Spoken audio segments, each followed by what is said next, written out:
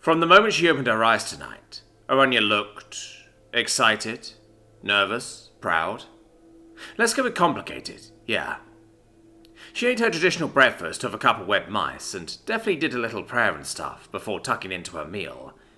She went and cleaned herself up a bit, and now she's about to enter the rattling enclave. The guards at the entrance give her respectful bows and allow her to pass, and she gives them each a smile and respectful nod before heading inside. The place has changed a lot over the last couple days. Their little farming area is coming on great. They've got a good half-dozen stacked racks of mushroom plots now. Nothing is making mushrooms yet, but mycelium is growing rapidly through the dirt and detritus. They've been making beds as well, in a very similar style as what I made for my residence. Much like the clothing, it's a bit rougher, but still seems to work just fine. They all parked together the first night, but they've actually been more or less pairing off with their beds since then. It seems like each bunk bed is a couple. They haven't done the nasty yet, but I get the feeling they're just waiting for the right time, before bumping uglies. The leader rattling is somehow older than the others. He's hardly hunched and withered, but his muzzle definitely has a bit of grey to the end of it. He also has... It's larger than a walking stick, but it's not exactly a staff either. The end curls a bit, starting a little above his head level, and comes back down in a crook, ending at the height it started.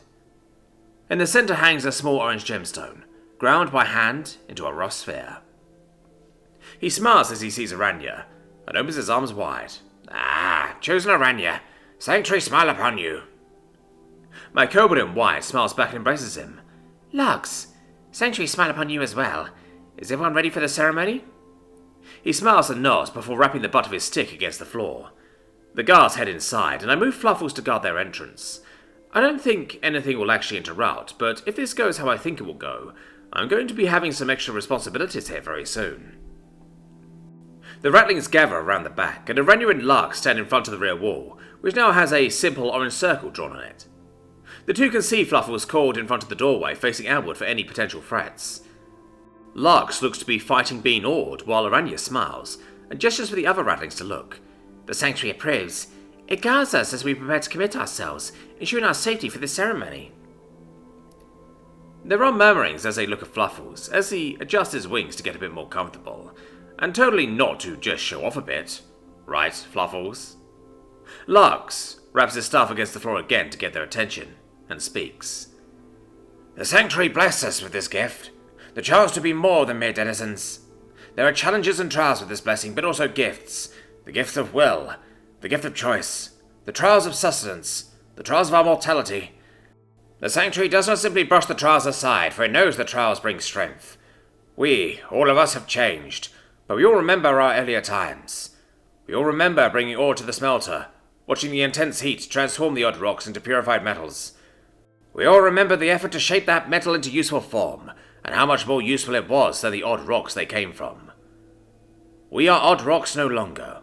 We have been forged, purified, and shaped by hands more refined than the ones we used to have, and more than the ones we've been gifted with now, and we have been guided by the one chosen by the sanctuary, he says, before stepping aside slightly, letting Aranya step forward.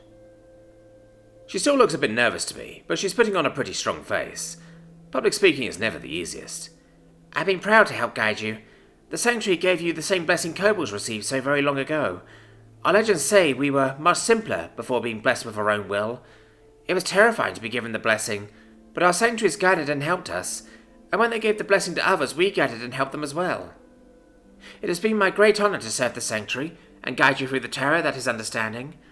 With that I could give you direct messages from the sanctuary's voice, but it is quiet. But that does not mean it doesn't communicate. She opens her arms wide to indicate all around them. It leads by example. Defend yourselves, but do not needlessly kill. Do not be afraid to try something new. Be clever. Outsiders are not automatically bad. See the opportunities to help, and so to be helped in the future. She gives a small bow and steps aside, letting Lux retake the center stage. He raises his staff high before continuing. We all remember the glory of our sanctuary's heart, even as the memory of its location has faded. We remember the gentle and warm glow, the slow swirling of its depths, the mesmerizing presence it has. We give it thanks as we step forward, and will continue to give it thanks as we can, and follow its will as we can. He raps his staff on the floor 3 times before raising it again, outward instead of upward. He slowly sweeps it over their little congregation as he continues. We are ratlings no more. We are ratkin, and we dwell in our sanctuary.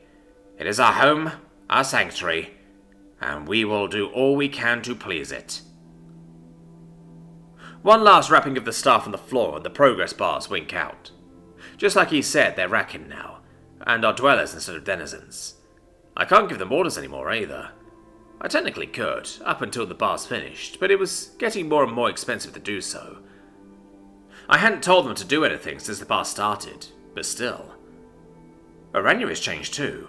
Not physically though. She's still a beautiful little red kobold in a white robe. But now she also has a title. High Priestess. She and the Radkin start to sing a little song, and I can feel my mana flow increase. I thought they might give me some mana, but that's pretty good. Their small congregation gives me the kind of mana generation I get from a fairly slow Delver day, which is nothing to sneeze at, especially once I get Delvers returning. I tell Fluffles he can go back to wandering and help Jello as the guards return to their post. They watch him glide off with wonder before taking their position on either side of the door. I watch them all for a few more minutes, trying to collect my thoughts on my new dwellers. I always worried Orania might start a cult around me. It's not a creepy cult, at least. Kinda embarrassing, but I at least seem to be providing a good enough example that they aren't trying to sacrifice anyone, but still. What do I do now?